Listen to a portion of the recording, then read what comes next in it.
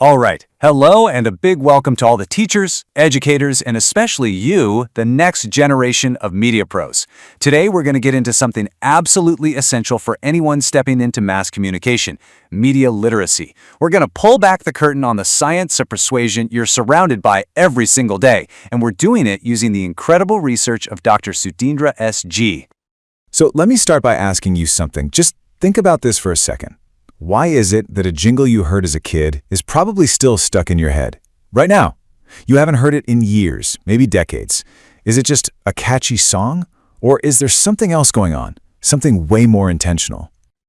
That's it, right? It's not just a fuzzy memory, it's not just nostalgia. What you're experiencing is the result of some seriously well-engineered communication. It's this powerful mix of repetition, rhyme, and emotion, all designed to stick. So today, we're going to pop the hood on that engine and see exactly how it works. All right, let's dive in. Here's our game plan for the next few minutes. First, we're going to map out the terrain, figure out what's what. Then, we'll crack open the playbook they use to get into our heads. And finally, we'll give you a practical toolkit so you can start analyzing this stuff yourself. Okay, Section 1, Defining the Terrain. First things first, we've got to know what we're looking at. Because, believe me, not all persuasive messages are the same. Let's get clear on the three big ones you'll run into. So, the one we all know best is advertising. And the keyword here, the most important one, is paid. Simple as that. A company pays for space, on your TV, your phone, wherever, to sell you something. You see a Swiggy Instamart ad promising groceries in like 10 minutes. That's advertising. The goal is super direct. They want you to click buy. Then you've got public relations, or PR. Now, this is a totally different ballgame. PR isn't about selling a specific product, not directly anyway. It's all about managing a company's reputation, about building trust. Think about the whole Maggi noodles crisis a while back. Their press conferences and statements weren't about selling more noodles that day. They were about damage control, managing how people saw them and trying to rebuild that trust. And the third one is propaganda. This is where it gets heavy. Imagine a political video on social media. It's got that stirring music, powerful images, and it's all pushing one single idea. Maybe it's development or national pride. It does this by showing you only the pieces of the story that fit its narrative. See, the goal here isn't to sell you a product or manage a brand. It's to get you to buy into an ideology. So, to wrap this section up, you have these three different things with different goals and methods. But here's the kicker for you guys entering the field today. These lines are getting so blurry. That influencer you follow, their post might look like a friendly recommendation, but it's probably a paid ad. That article you're reading, it could just be PR dressed up as news. Knowing the difference, well, that's your first line of defense. All right, Section 2, Hacking Our Brains, the Playbook. Now we get to the really juicy stuff. This is where we look at the psychological tricks, the playbook they use to sidestep our logical minds and speak directly to our deepest human instincts. So how do they actually do it? Well, it all starts with something called Maslow's hierarchy of needs. But let's just think of them as need buttons. We're all born with them, buttons for safety, for belonging, for love, for feeling good about who we are. Look closely, and you'll see ads almost never just sell you a thing. They sell you the feeling of having one of these deep needs met. And once you see it, you'll see it everywhere. Take a look at Tanishq's festival ads. Are they just selling you jewelry? No way. They are selling you the feeling of family, of tradition, of being part of something bigger. They are pushing that belonging button hard. They're linking a piece of metal to one of our most powerful human desires. Or what about the cred ads during the IPL? They're funny, yeah, they've got celebrities. But what's really going on? They're building this idea of an exclusive club. The subtext is, hey, the cool people, the smart people, the people who get it, they're on cred. That is a direct hit on our esteem button, our need to feel important and part of the in-crowd. Okay, so beyond those big need buttons, there's another layer.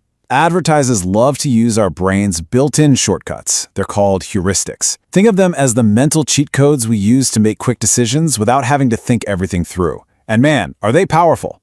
And again, once you know what to look for, you can't unsee them.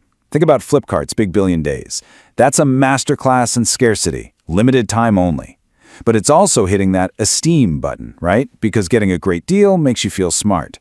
Or how about any skincare ad that says dermatologist recommended? That's authority. It's a shortcut that tells your brain, this is safe. An expert says so, tapping right into our basic need for safety. Okay, section 3, spotting the glitches, common logical fallacies. So what happens when persuasion stops being clever and crosses the line into being deceptive? That's when we get into logical fallacies. Think of them like glitches in an argument, bugs in the code of reasoning that are designed to trick you.